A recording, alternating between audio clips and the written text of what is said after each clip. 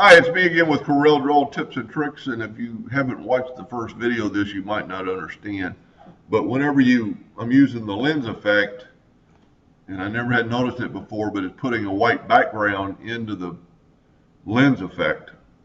And I'm still trying to figure out why it does that. If I figure it out, I'll let you know.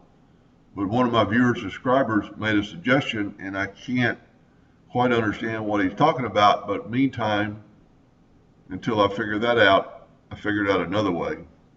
Select the ball, and if you didn't watch the first video, there's 47 objects on this ball. And if you started moving parts out of the way, and there you have the white one. So it took 3 movements, and you have to move everything back.